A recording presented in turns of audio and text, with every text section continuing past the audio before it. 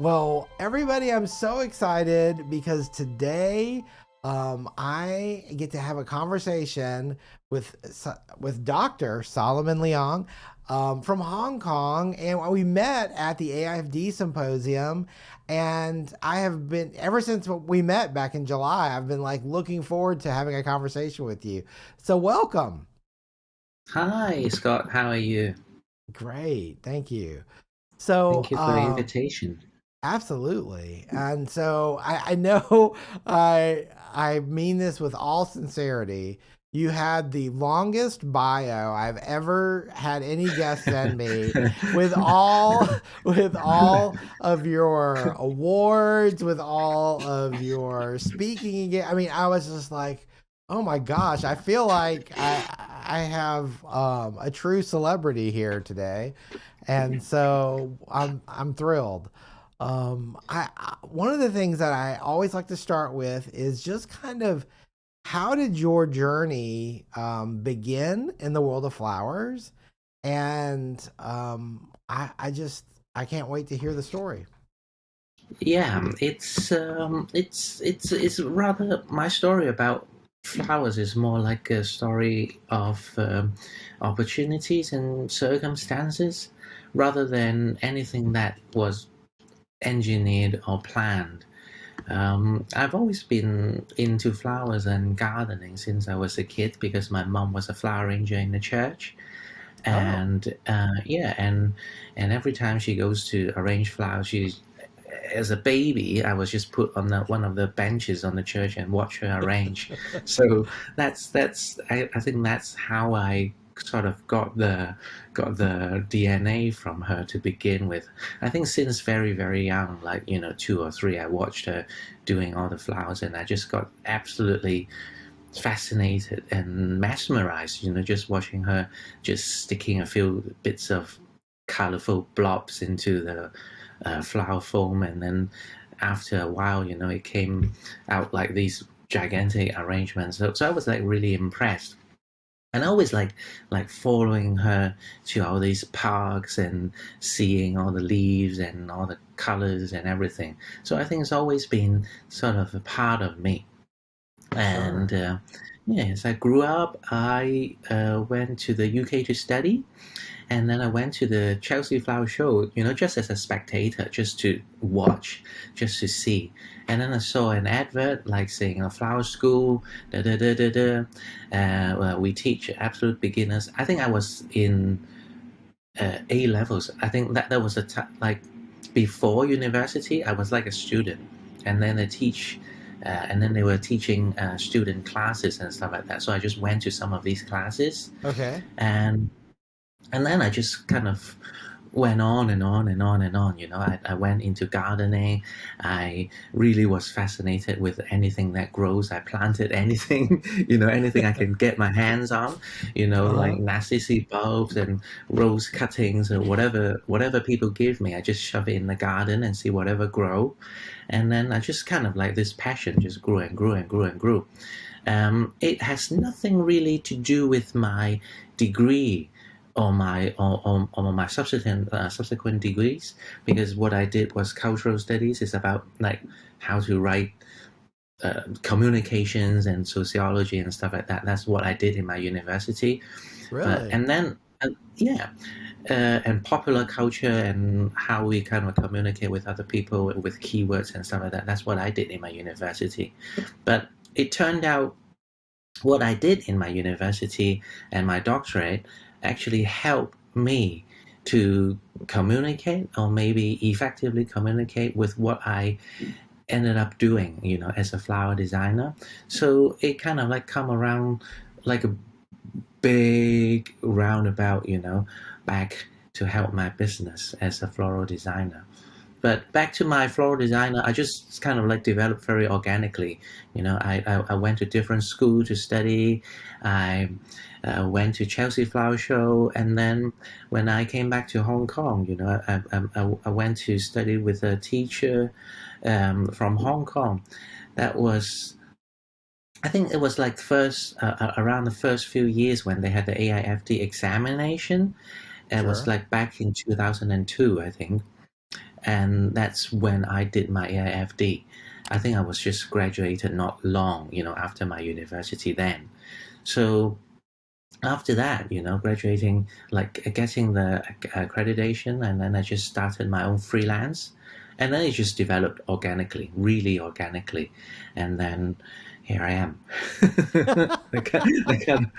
Just to cut the long story short, but in between those 20 years, I've been doing a lot of weddings. I think when I first started, that was the very beginning of wedding planning. Wedding planners, wedding plannings, overseas weddings, destination weddings, um, a lot of celebrity wedding florist, Preston Bailey, Yeah. around that era, and that's when I sort of developed rather quickly around that.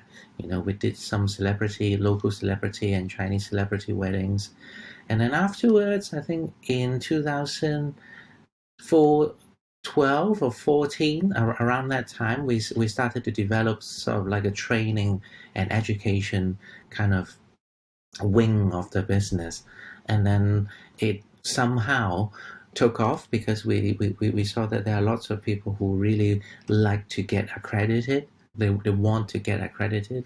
They want to be acknowledged about their own abilities, and so we started to develop the training side of it, and we became sort of more associated with AIFD. Become the education partner, and then yeah, it kind of like developed that way, just to put it in a nutshell, if you get the picture. Yeah. Yeah. Mm. Well, that's amazing. So, when you decided to go out on your own and have your own business, um, what is that like? Because have you grown up in Hong Kong your whole life, or Yeah, yeah, other yeah. than your time in London? Mm. Yeah. Yeah, I'm pretty much very, very local. I brought up locally, and I did my business is all around, like, centered here. Sure. But I do go abroad, of course. Of course. Yeah. Mm. Well, I think it's really fascinating because, I know I'm just kind of curious with the dynamic of, because your shop is a more events and weddings, or does it do everything? Like everyday arrangements and designs, or what? We are more engineered towards, well, I mean, it evolved. To begin with, it was more doing just events. We don't have a ground floor shop. We are just like a studio in a block, but it's in the center of the town. Hmm. But we discovered that, well, I discovered that anyway, in a very hard way when we first opened the business, is that the ground floor rent in the city center is completely impossible as a flower shop, especially in a place like Hong Kong, because the rent is really, really, really prohibitive. And even if we manage to have a shop on the ground, it will never be viable because it's going to be so small. And Oh yeah. so we decided, because we need inventory, we need space for people to work in, and flowers coming in and out. So we decided to find like a like a building block. We're on the sixth floor actually, and Hmm. and so, like with the rent slightly lower, then we can actually have the money and have the capital to do whatever we want. So I think from very, very earlier on, we decided not to have a ground floor shop because that's not really our clientele that we're aiming for. We do custom made gifts, but we try to aim at the higher end of the market. Um, so we do a lot of proposals, and we have these mood boards for people who want to kind of custom make their own bouquets. So we didn't really offer any sort of catalog type ABC bouquet. But now, with the web shop and with the mobile Right. shop and with things that is slightly more convenient, when you're buying stuff on your web shop, we are offering some limited selection of bouquets that people can just buy at one click. So I think time has evolved quite a bit, and we're trying to focus a lot more on our YouTube and anything that's related to your cell phone. Right. So what percentage of your business now is education? Is it, you know what I'm saying? I think 40% almost, Really? if not Wow. half half. Yeah, because I think since the pandemic, I think it's the pandemic actually. It's the pandemic or maybe the year before. Um, people's minds start to change quite a lot, quite a bit. They just have this gigantic shift to kind of I want to enrich myself. Why work so hard? That kind of Hmm. mentality. I don't want to work too hard. I want to sort of see a purpose in my life. I want to enjoy my life while I can. That kind of a mentality, because before that, everybody was just working 24/7, for money, and that's the only goal. They never really think about themselves. But now, since the pandemic, a lot more people are more interested in flowers, planting plants. I think Mm, people are really interested in indoor plants because we don't really have any gardens because it's so small here. But right. indoor gardens, indoor plants, large leaves plants, monstera, all that kind of web, like Insta stars plants, that kind of stuff. It's Sure. very, very popular. So people are much more interested in getting some kind of certificates or some kind of accreditations with flower arranging and floral design. A Well, lot more guys too. Many guys coming in. oh, that's awesome. Well, Mm, and how exciting that you can partner with AIFD as far mm, as that educational program. Because I know when you were in Las Vegas, it seemed like there was many students testing or something for from Hong Kong. Is that true, or were they? I don't know. It just seemed like I felt like when I was looking at different students, many of them were from I think Hong Kong, weren't they?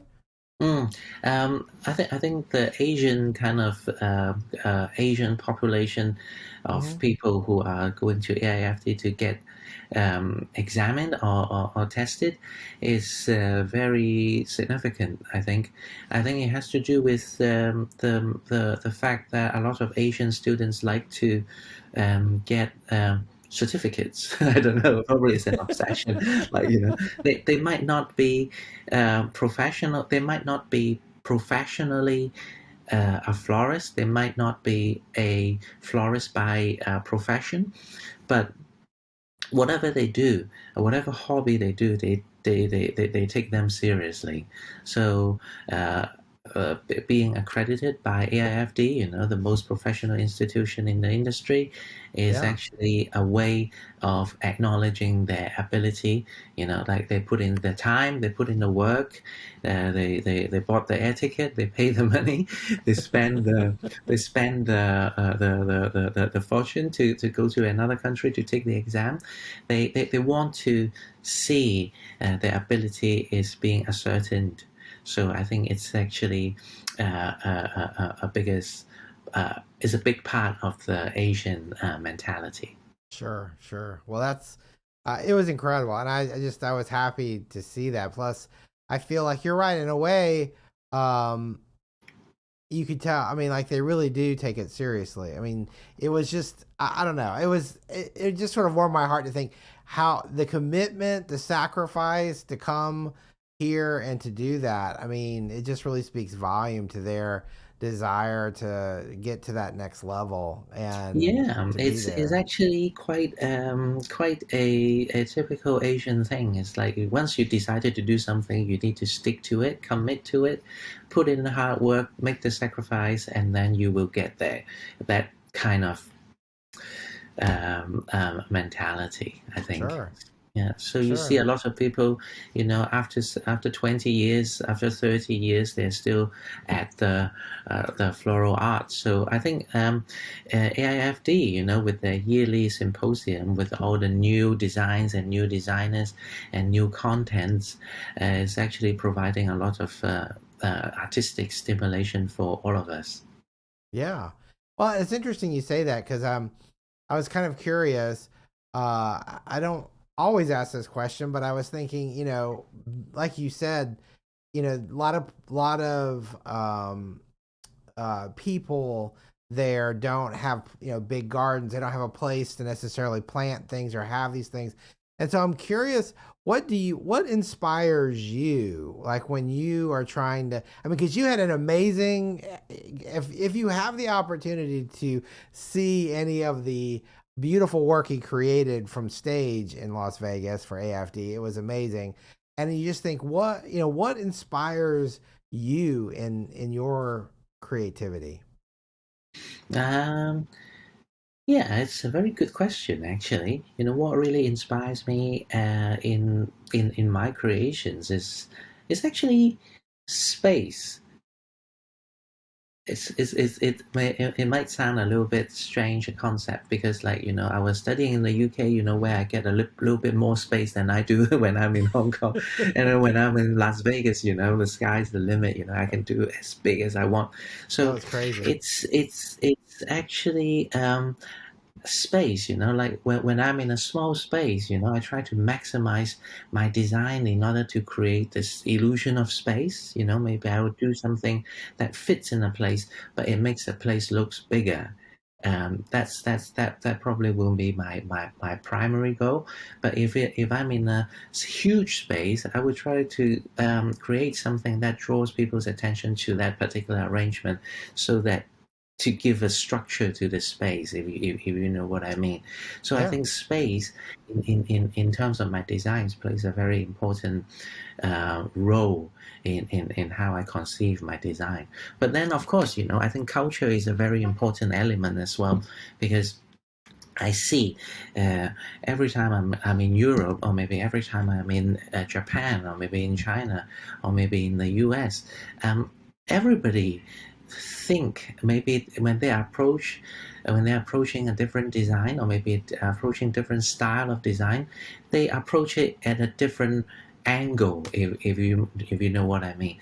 Like just approaching, or maybe solving a problem, or maybe they have a problem, or maybe they have a problem with suppliers of flowers on stage, or maybe they don't have a certain type of flowers. How they resolve that problem, is different. It's, say, for example, in Japan, they will have a very, very meticulous plan. Everything is rehearsed and rehearsed before they get to a show, and everything is perfect.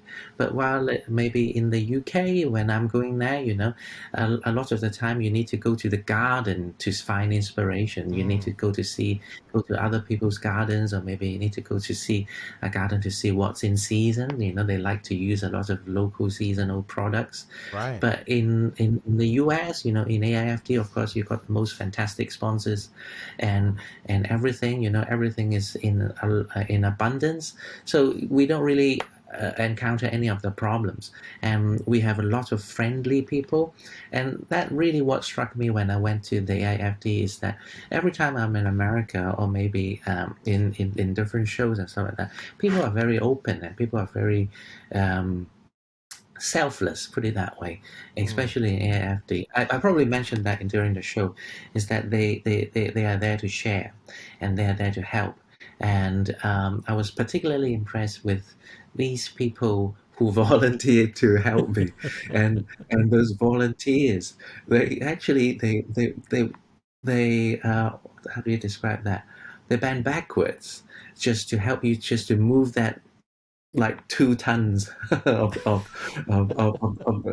arrangement that weighs 2 tons, to move it out onto the stage. They never really complained, and they were like there, because we are just there to share all the information and all the knowledge, and we don't really separate from each other, like oh, you are the president, or you are the chairman of so and so, so I don't work. It's not like that. Everybody just puts in their bits and make the whole thing work. That really impressed me.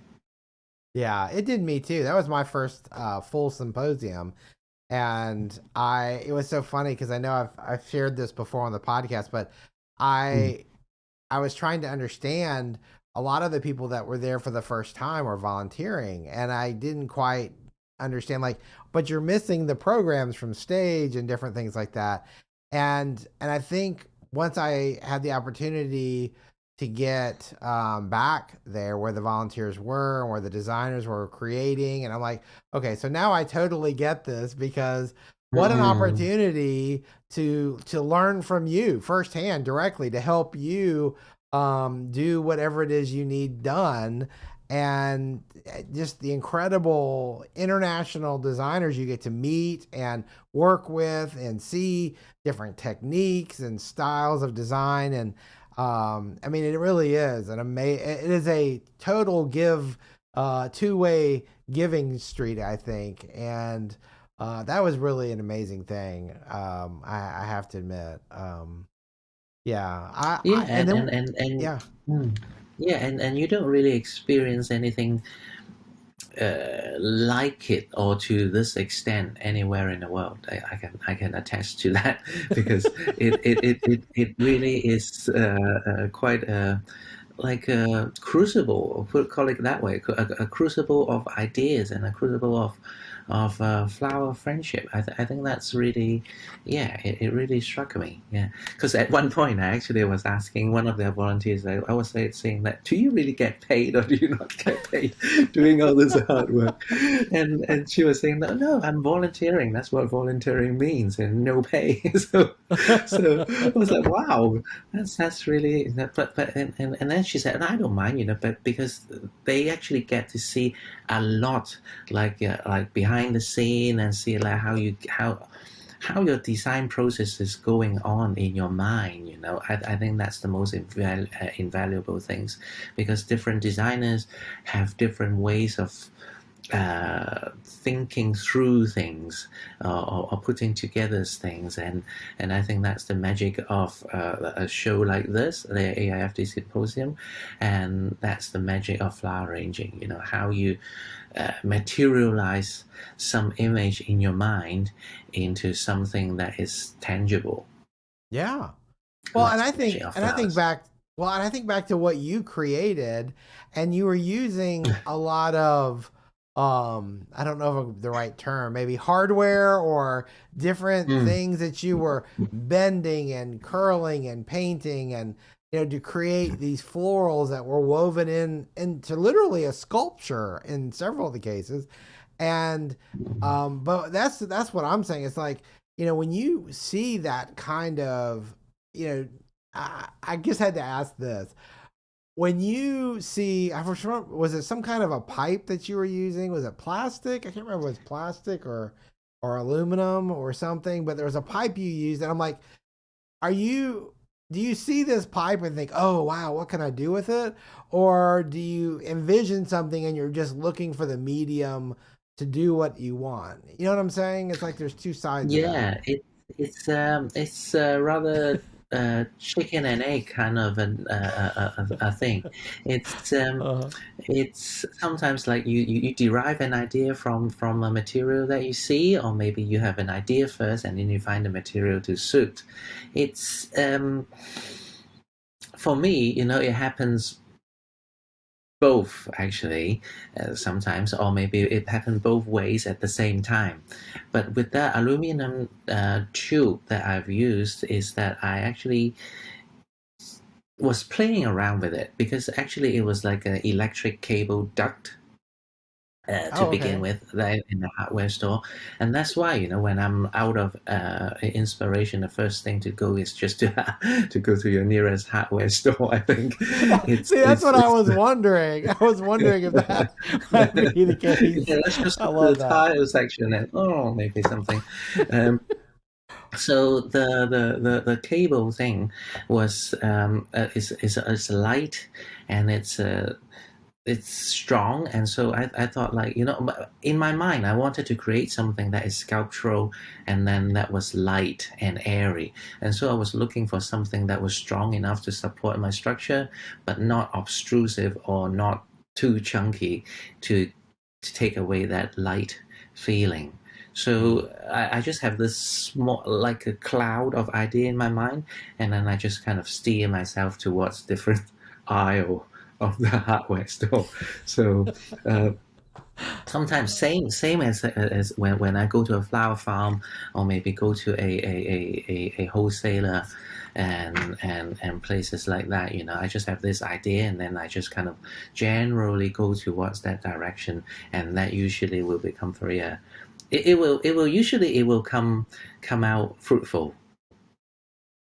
Oh, I'm sure. Especially once you get those wheels turning, and I mean, I'm sure you think of all kinds of possibilities. Yes. Um, you mentioned flower farms, like visiting flower farms, and it made me think. When I was in Japan many years ago, I was really fascinated with the fact that like the flowers that are grown in Japan, like 98% of them are consumed in Japan. But when I went to one of the auctions, of course, I saw flowers, from Ecuador. I mean, you see flowers from everywhere. And so I'm curious what it's like in Hong Kong sourcing flowers. And do you have local farms? Like, you know what I'm saying? Or is everything imported just because you have such a tight space there? It's very interesting because probably 99% of our flowers are all imported, and Mm. sometimes we do have some local gladiolis or local some tropical leaves or something that are locally grown by like the small farmers somewhere in the outskirts of the town. But usually the local flowers tends to be very seasonal, and they're not too reliable in terms of availability. The products are good in quality, but it maybe they're usually only available in a short season. Sure. So most of our flowers from the biggest supplies from China next door, and we have a lot from Taiwan. We have from tropicals. We have from Thailand, Vietnam, and then a lot of our other flowers are more from Holland, Oh, okay. and yeah, from Holland, New Zealand, uh, South America. We've got some South American Colombian roses, and we got some from New Zealand as well as Australia. Mm. Um, the grasses and materials like that. But we do have a lot of ferns from America Really? and salao tips. Okay, that makes sense. Yes. Yeah, so that sort of come all the way from America, and that's like a staple of a lot of florists, using salao tips and foliages like that. So yeah, it's pretty much very dependent on the global supply. And so during COVID times, it was like completely kind of like everybody was just being thrown about, like, oh my God, today's the flight's delayed, the other flight's delayed, you're not going to get your flowers, you're not going to get your salao tips until next week, or something like that. Oh my So we gosh. just have to make do. So I think probably that's the reason why we had so many dried flowers and preserved flowers and plants over the last 2 years. But I think it's good opportunities that we actually managed to uh, blend in all the dried as well as preserved with house plants into fresh flower arrangements. I think it's the new trends going. It's like, as long as it's environmentally sustainable, your creativity can really know no bounds. I love that. I think that's really cool. Do you feel Mm. like or let me ask this, what do you feel like is the biggest difference in design uh in in Hong Kong versus other parts of the world? Do you see a big difference? Do you see any trends that maybe you don't see anywhere else in the world? Well, I think Hong Kong is a bit of a mixed pot, like because like we're right in the middle. We've got like China, Asia, and then a bit of a crossroad, put it that way. And so we see a lot of different things. But I think most of the commercial designs in Hong Kong are more like what you see normally in the US as well. Like Sure. you need to see the flowers, you need to be able to market your products. You need to go with the trends, you need to go with the colors that are popular at the moment. But I think in a deeper kind of cultural meaning, a lot of people are still very culturally Chinese, put it that way. So they preferred colors that are more on the bright side, And pale colors or pastel colors or white and green are usually for younger people. And the Interesting. older you get, the more colorful you get.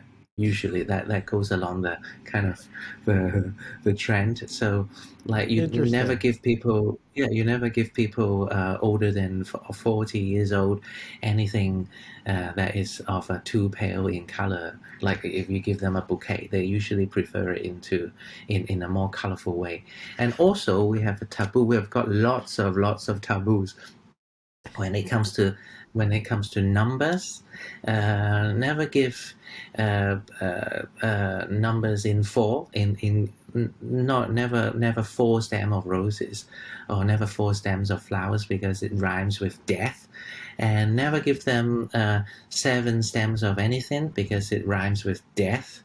And never give them anything that Wow. is 14s in number, because it rhymes with death as well. So so death seems to be a recurring theme. So we've learned it, but it's just superstition, really. Nobody really takes it too seriously. But when your customer is really into this kind of taboos, so probably it's best to avoid them. Are But there it's any fun. colors? Oh, sounds like it. Are there any colors that are taboo, or is it just like the numbers? No, I think as time goes by, newer generations don't really mind lighter colors so much, but Okay, it's just the older generation. But um, yeah, so interesting. that's that. Yeah, That's very even in interesting. buildings here, like tall buildings, like because we've got like probably most of the buildings are skyscrapers anyway, because Right. we just don't have enough land to build on. So the average height of a building is at least 25 stories here. Wow. So that's the tall, that's the shortest. So but if you go into the elevator, you don't find the number. You don't find, when you press the button for the floors, you don't really Uh huh. find number 4. You don't find number 7. You don't find number 14. They just So they just skip it, I guess. yeah, they just So skip. So actually, in effect, you don't know really what floor you're on. So never trust when they tell you you're on the uh, 99th floor. You're actually not, because they skip all the numbers. and if they tell you you're on the fourth floor, you better just check out of the hotel right then because you know Yeah, you're in yeah, probably trouble. you're on the ground. So, wow, that's amazing. Well, I know Yeah, it's always that's some funny fun because facts. they used to joke about that here because here, um, the number 13 was always considered unlucky, and so that was like you'd see on television or movies or sometimes where the 13th floor would be skipped, so they go from 12 to 14, and so Yeah, there you have more numbers you skip. So I think that's yeah, it funny. just goes. That's wonderful. I love that. Well, I'm kind of curious, gosh, I have so many questions I want to ask. You just talking about the buildings and the elevators, like when you do weddings or events, I can imagine loading in and getting around town and making deliveries is sometimes a challenge. Yes, that's a very, very good question. And that's probably the um, the second biggest part of logistics. Like whenever we do Right. an event, the flowers and how you make them is the first priority, and then the second priority probably is have to have multiple site checks, especially when we have a lot of these ballrooms, because we have a Ritz Carlton here, Mm. and it's probably the most confusing Ritz Carlton hotel around. I think, because the lobby is actually on the 100th floor. What? uh, yeah, it's in a tall building that is Uh of huh. 118 floor or something, and part of it is office and part of it is hotel. That kind Oh. of configuration. So you need to go to, if you're a guest, you go to the 100th floor for the reception, but the ballroom of the hotel is actually in -3. So so Oh my so gosh. so at first when I went there, I thought that, oh, we just go to the reception and then we just Right. walk through the ballroom and something like that. And we thought that the ballroom will be on maybe on 101 floor. that would make sense. But and then Yeah. oh no, we just need to go all the way down again and then some more. So Oh my so we just gosh. need to sort of like check it out, and then we need to measure the clearance of all the doors. That is the major thing, is because sometimes when you need trees to be delivered, like maybe like Sure. trees or elaborate things like that, and if they can't really get around the corner, we need to divide it into two pieces. So a lot of uh, transport, and we need to look at the times about like when's the no stopping time, when's the loading time, and you get only allotted maybe half an hour to load and unload, that kind of things. So we need to sort of work out quite a tight schedule of delivery. So usually a big part of the cost has gone into the delivery as well. Yeah. I mean, I can't imagine just logistically if you only have 30 minutes to load in and you've got to navigate those narrow hallways or elevators or, it's just, it's quite a Mm. lot. I mean, it really is. Yeah, and Um, sometimes you need to change lifts as well, so it's complicated. Like yeah. it's like a movie, really. It's probably Yeah. an Amazing Race movie. Like one of Gosh, those, like you need to get to the ballroom first. I know. Well, we always joke about, where I work. We've joked about it several times about how we should have a TV show that's kind of behind the scenes and the real behind the scenes, not just the pretty behind the scenes. Um, Yeah, that'd be it's interesting. it's exactly like that, and that's why when I went to when I went to like a symposium or America or maybe even in Europe, it's just oh wow, it's such a blessing. You can just park your truck or park your lorry right behind, right at the door of the ballroom, and you just unload, and you just need a few people just move in, and that's it. And here we are, like spending like the last half hour of our lives trying to sort of like rush everything in. So it's Oh my it's tough. gosh. It's tough. Yeah, Yeah. yeah. But it's Well, rewarding. Mm, of course. I mean, I mm. mean that just adds so much more value to that experience for your clients. So, If they get to um, see it, yeah. yeah, if it all makes it in. I'm curious, having, talking about challenges, and being a business owner and being creative, a lot of times, like those two sides of the brain don't always want to Yeah. work together real well. I'm just wondering, have you had any challenges in establishing your business that you've had to overcome?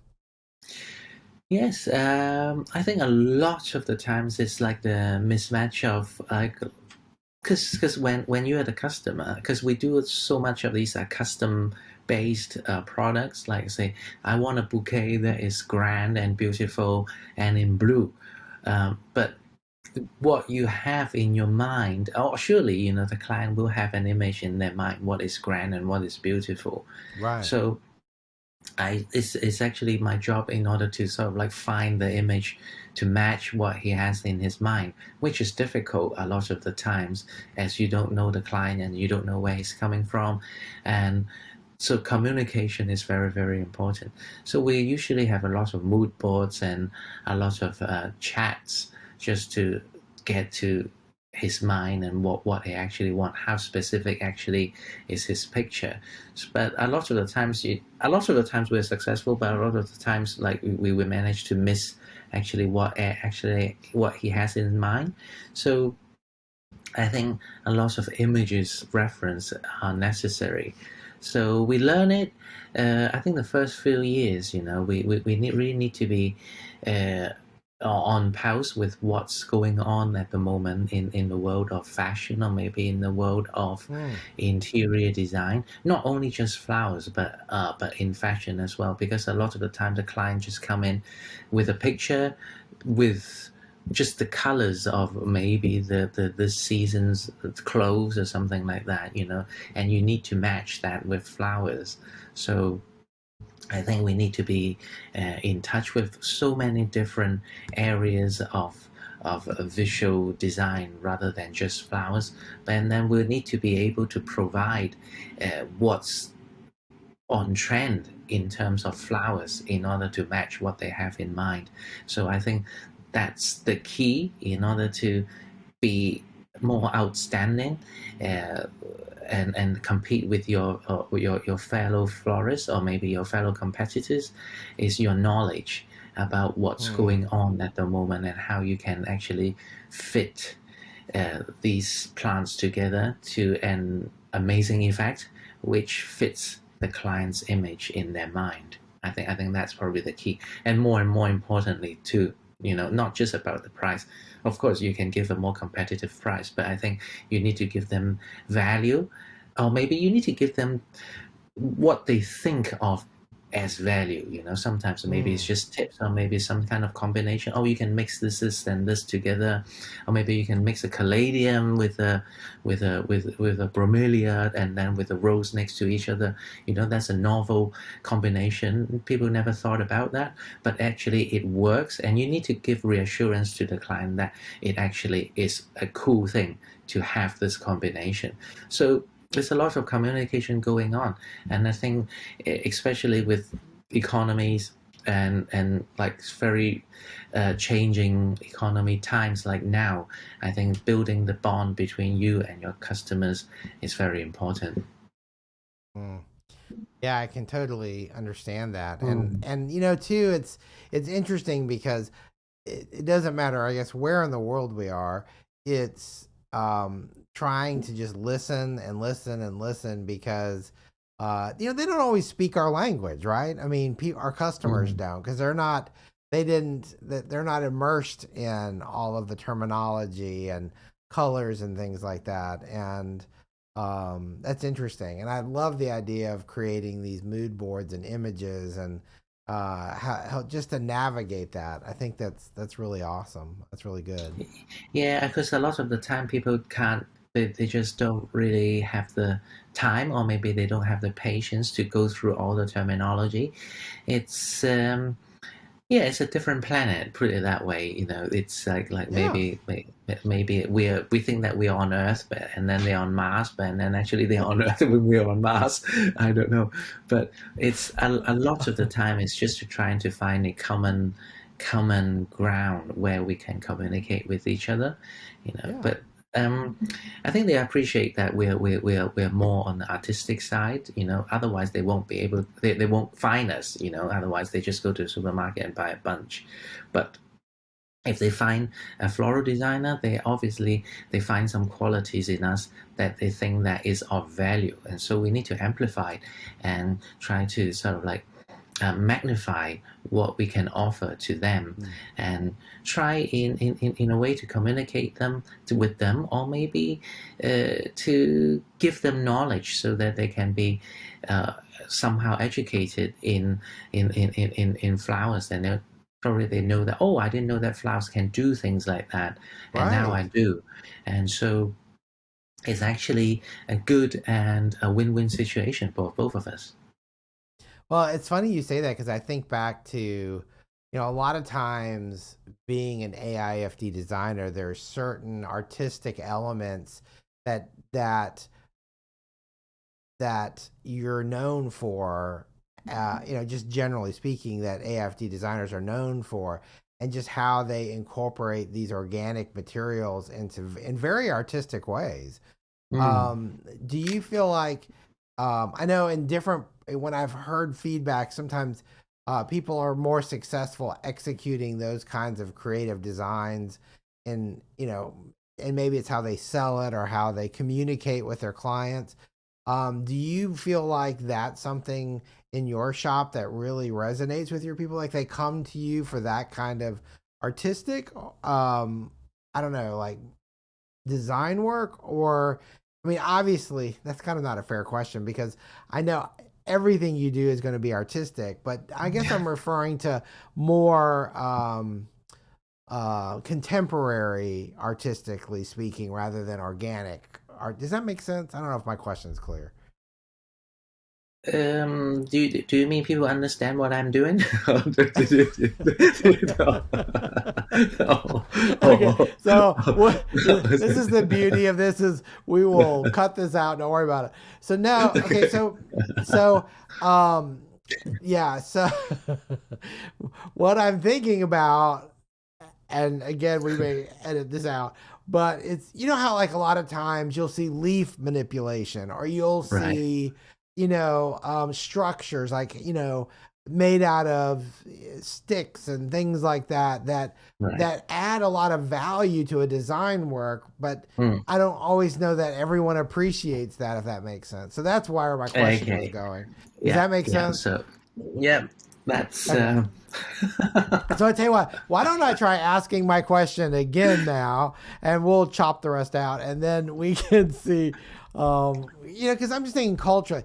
And so let me see how I start again. I will say, um, a lot of times I see AIFD designers bring such an incredible artistic element to their design style. A lot of times with leaf manipulations or building structures or taking organic things to make inorganic shapes sometimes. And maybe that's not the right way to put it, but you know what I'm saying? Like, do you find Yeah. that, Yeah. in your part of I the got world, it. like they appreciate that, or do they still like more organic type styles? It really depends on the client. A lot of the time, they will prefer that you put in some. I think craftsmanship probably is the word for it. Like Oh, that's perfect. if you if people know something, or maybe they've got some predisposed knowledge about flower arranging or um, flower design, is that they would appreciate that you have put in some kind of manipulation or some kind of craftsmanship in it. Say maybe our grandmaster Gregor Lash do a lot of Yes. wire work, or maybe Hitomi to do a lot of structure works with organic material. If people are educated enough in floral design, they would certainly see the beauty of how these structures can enhance the entire creation. And then a lot of the time, people want to just purely enjoy flowers. There's nothing wrong with it. They just prefer to do organic, like a Holly Chapel kind of a design style, like Mm-hmm. um, like an organic bouquet. That's perfectly fine. I think it really depends on the purpose of what they want the bouquet for, or depends on the occasion, and depends on the the purpose of what they want it for, or maybe the place that is being to be positioned in. I think both are of value, but and then sometimes when you think about like structured or craftsmanship, you do appreciate it a little bit more when you have a bit predisposed knowledge about floral design. No, I totally can see that. Especially, and I love that word, and I wish I had thought to use it when I was asking, because Mm. craftsmanship is exactly right. I mean, that's the perfect word, and to me, it just adds so much value to so many things. Just utilizing elements in different ways. I love that. So thank you for sharing that. I Yeah. often wonder too, what trends. No, the question I wanted to ask was, um, as far as flowers go, I'm just always curious about this. This is the wholesaler in me coming out. I feel like every week as I'm sourcing product, I get asked for the same 5 roses or 10 roses. I get asked for the same, palettes over and over again. Over in Hong Kong, what is the popular flowers right now? What are the popular roses and things like that? Okay, in terms of flowers, most popular flowers are hydrangeas. Hydrangeas. Okay. Hydrangeas, we need to have hydrangeas 365 days a year. So it's like a staple. So people love hydrangeas. I know that in other countries not so much, especially maybe in the UK, because every time I go to the UK, they just think that hydrangeas are flowers that grow outside your house, and or maybe just go outside like some kind of pensioners homes or something like that. So hydrangeas are not the most popular Interesting. flowers, but here in Hong Kong is a very very popular flowers. um, Peonies when they're in season, and roses they like anything that is hot in colors, like Pink Floyd and all sorts of bright colored roses are very popular here.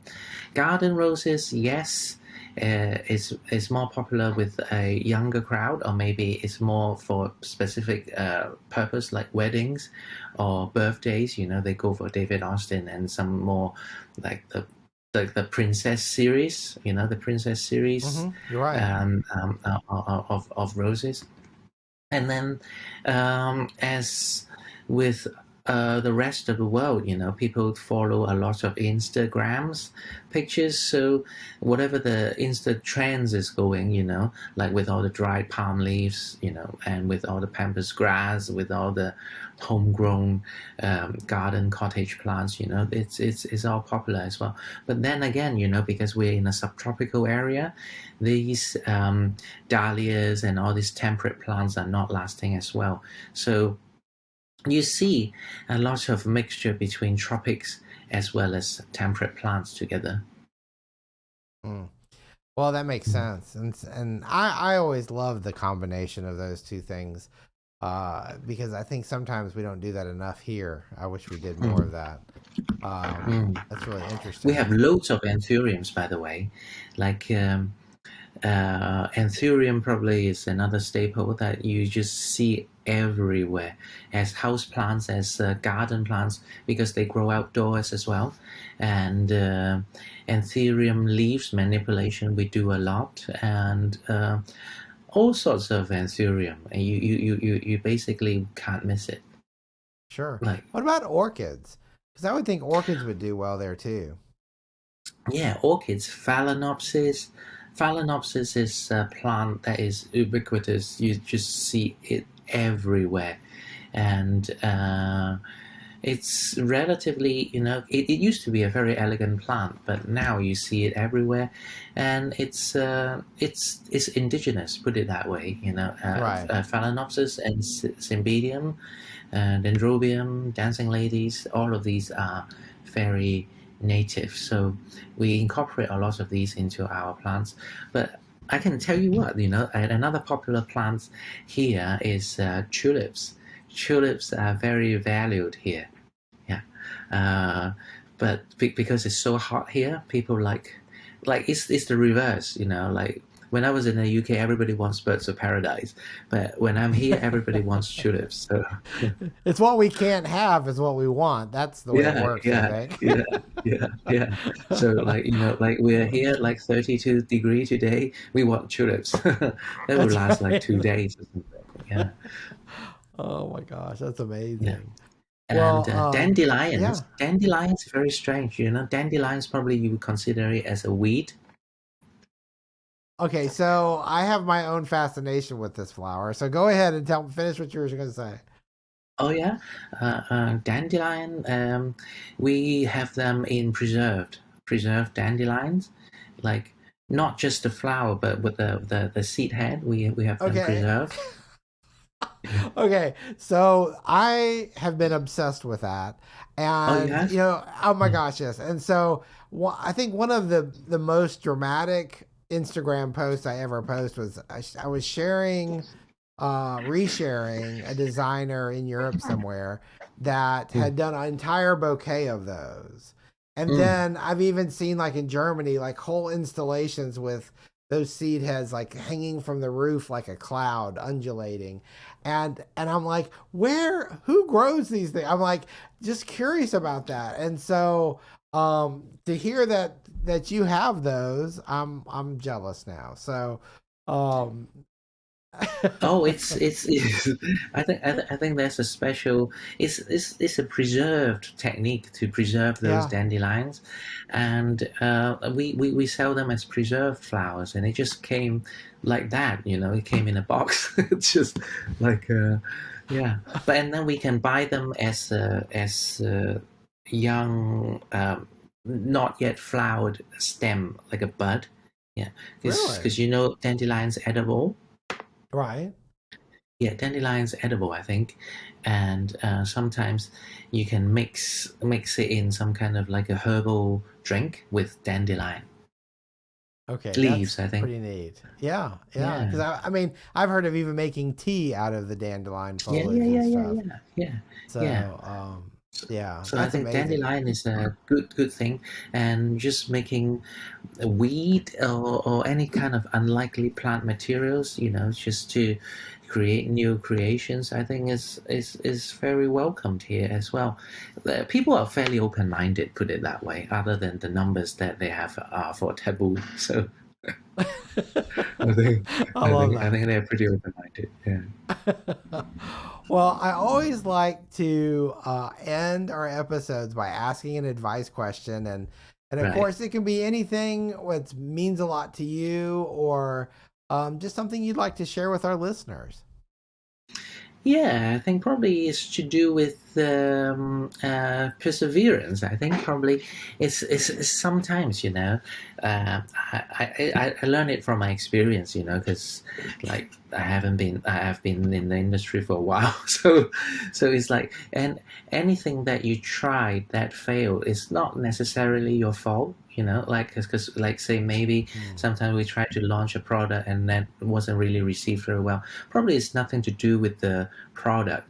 It's basically is about communication. I think if there is enough communication, or maybe you are marketing the product correctly to the right people with the right words, I think it will have a very different result. So I think the key to success probably is to choose the right word to speak to the right people at the right time. So I think that's probably the key is to success. And same as flowers, you need to pick the right season, the right variety, and have it in the right stage. I think Hmm. that's the nice equivalent.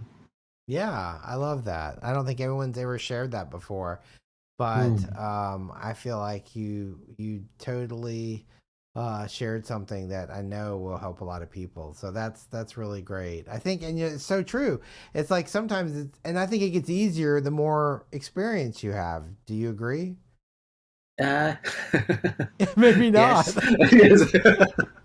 Yes, I wish I can. Yeah, that comes with age, doesn't it? Yeah. So not, that can't be not reversed, but always. Yeah, not always, yeah, but yeah, sometimes. wiser, wiser, much wiser. You get the wisdom. Yeah, there you go. There you go. I love that. Well, Solomon, thank you so Yeah, much for being on thank the you so Flower much. Podcast. Thank you very much, Scott. Thank you very much for our podcast for inviting me. It's been a pleasure.